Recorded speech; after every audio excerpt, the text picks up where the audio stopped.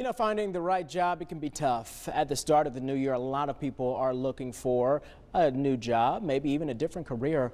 Randy Wooten with a Professional Center by Goodwill joins us now with more on working with job recruiters, and they're different type of recruiters. Well, there are, and they're primarily, just for today, we'll say there are three kinds, because they're really, the lines are kind of blurred, but let's just go with that. We'll say, first of all, they're in-house recruiters. These are ones that work for large companies where onboarding, recruiting is a full-time job, and so that's their focus. And then you have external recruiters, and those are primarily, again, a couple of types of those. One is executive search. I used to do that many years ago, and that's recruiting executives, directors, VPs, and that sort of a thing. And then you have staffing companies. And staffing companies very often recruit from, not always, but from the manager level on down.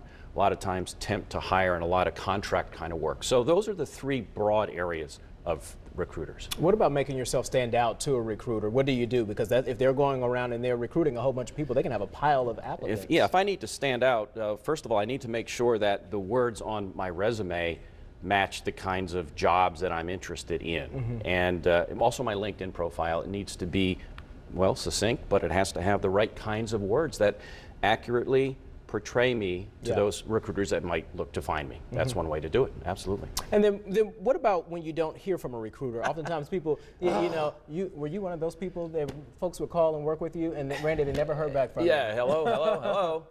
Here's the deal. Recruiters are very busy. First of all, they don't work for you. They work for the hiring company. And if you think about the life of a recruiter, they're not bad people. They're good people. They're hardworking people. But you know what? They may be working on 5, 10, 15, 20 openings at a time. And each of those openings could have 10, hundreds, or more of applicants. And if all they do is spend time returning phone calls to say, I don't know anything, how are they going to get any work done? That's usually the reason. There's another reason too. Let's say you are the number 2 candidate, let's just say. I'd like to be the number 1 candidate, but I'll be number 2. Okay, well, Cindy will be the number 2 candidate today. You're the number 1 candidate. The corporation wants to make an offer to you, but Cindy is very fine for the position if you turn it down. If I'm a recruiter, I have to keep her sort of on the back burner just a little bit. I can't say, hey, you didn't make the cut.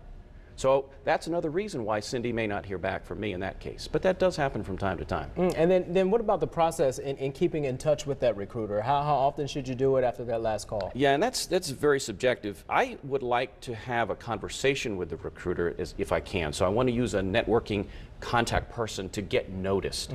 And then ask the recruiter what they would like for me to do to stay on the radar. And many recruiters will say, contact me if something has changed, maybe your dollar requirements or your relocatability.